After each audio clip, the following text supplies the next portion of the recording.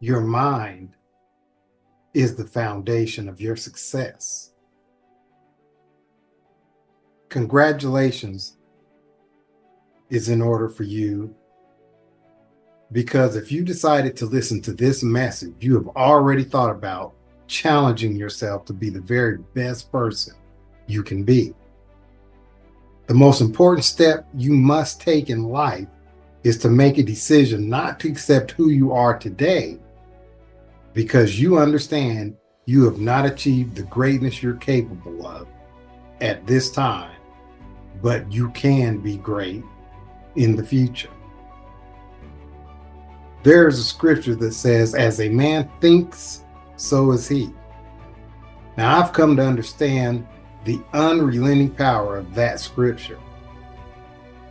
Each of us is the sum of our thoughts, which run through our minds each and every day. Canadian researchers did a report that taught us that we have over 6,200 thoughts each day. And once you accept that as a fact, we will understand the value of what we feed our minds. The information we watch on television, the movies we watch, the books we read, even the music we listen to, conversations we have with people are all substances that feed our thoughts. The 6,200 thoughts we have each and every day are the fuels of our mind. Do you understand how important it is to protect what fuels your mind? As a former athlete and as a track and field coach, I always felt it was vital to tell my athletes to maintain a positive mindset. Those athletes would tell you that I would tell them on a weekly basis, positive thoughts create positive actions, and positive actions create positive results. I also had a coach named Frank Gantz who spoke about football players and coaches being in the high performance business. There just can't be a more important high performance business to any of us than the high performance business of our lives. Can you think of a more important business than the business of your life? In order for you to succeed at the highest levels in life, you must start with and maintain a positive mindset. In life, just as in any athletic competition, you will be on a roller coaster ride of ups and downs. Your mind always controls your actions. Your body responds to the data it is given. The data your body receives comes directly from your mind. I love the sport of football because it imitates life in so many ways. Football reveals who you are as a person. It will reveal your strengths and your weaknesses. Football will reveal if you're a passive person or if you have an aggressive personality. Anyone watching a person playing football will quickly see what their personality type is. Some people enjoy confrontations, while others would rather avoid confrontation. If you're a good football player, you will not have any passive personality. If you're a good football player, you do not have a problem with confrontation, because successful athletes in any and all sports are usually very determined to be successful. They are competitive by nature and are willing to compete with their peers to be the very best they can be. And sometimes that might call for confrontation. Now, I realize that athletes are well respected by the masses of people around the world because they are able to do things most people are not capable of. In my lifetime, I've had the opportunity to see with my own eyes some of the greatest athletes in the history of sport. My family moved to Denver, Colorado in 1973, and I loved sports as a young guy even then. One of the very first, no, actually the very first football game I ever got to go to was in 1973, and I was able to see what was considered at the time one of the greatest running backs to ever play the game. In fact, it was in that year that running back gained 2,000 yards running with the football in only 14 games. What I remember vividly was watching how that person attacked play after play with speed, power, and relentless effort. It was beautiful to watch, and I remember it just like it was yesterday. A few years later, again, I went to my first professional basketball game. I got to see greatness once again. The Denver Nuggets, led by a person named David Thompson, played against the New Jersey Nets, led by their star, Julius Dr. J. Erving. It was a playoff championship game in Denver, Colorado, and that night, Julius Erving was absolutely incredible. In fact, I recall with a handful of seconds left, the Denver Nuggets tied the basketball game, and it all seemed as if we were going to be able to watch overtime. The arena was full of people, thousands of people. But the New Jersey Nets had taken a timeout, and we understood that Dr. J would get the basketball with only a few seconds left and have an opportunity to score. In my young mind, watching the game, I did not believe there was any chance that they would score, and I was quite confident we'd get to watch overtime and continue to enjoy the game. However, as I sat there, I recall a gentleman seated near me saying, anything is possible because the New Jersey Nets had Dr. J.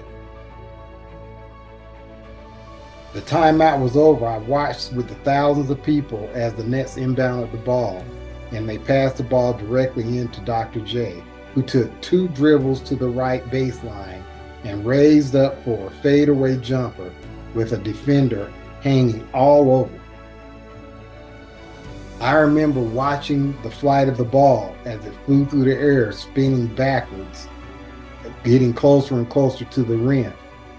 And finally, I saw it go through the rim, hitting nothing but net. And as it went through the rim, the red lights at the behind the backboard and the game-ending buzzer went off. He did it. The entire crowd was silent, shocked even. I recall immediately looking away from the basket towards the sideline, seeing Dr. J running towards his bench with both hands raised over his head as in victory, and his teammates all ran towards him and jumped and grabbed him and hugged him, and it was an ecstatic moment for that team. I witnessed greatness in that moment. I saw what appeared to be a can't-win situation turn into a winning moment because there was one athlete who remained positive in a stressful moment. That was Julius Dr. J. Erving. Now, each one of us will face what appears to be can't-win stressful moments in our lives. The outcome of those moments will be determined by the way we respond to those moments. Your mindset, yes, your thoughts will have a major impact on your ability to respond in a positive manner. See, your thoughts become your results. Your body responds exactly to the data it receives from your mind. If you think you can succeed, you will try to succeed, and often you will succeed. But if you think you can't succeed, you will not try your very best to succeed, And so you won't succeed. Either way, if you think you can or if you think you can't, you will be right with whatever way you think. Have you ever met a person who somehow always seems to be lucky and wins different things? Or maybe you've met people who just can't seem to catch a break. Nothing ever works out for that person. I'm telling you, pay attention to the people you speak with and that you meet, and determine if their conversation is a positive conversation with positive energy, or is it of negative content. You see, positive people tend to have better outcomes in life because they expect things to work out the way they want them to. More importantly, positive people tend to take positive actions, which then helps them succeed. You have to guard your mind by staying away from negative people. If your friends are positive people with positive conversations, you have a good group of friends. But if you notice the people you spend much of your time with having negative conversations, you must remove yourself from them because they will poison your mind with negative thoughts and what I call a loser mentality. You must have a positive mindset to achieve success in life.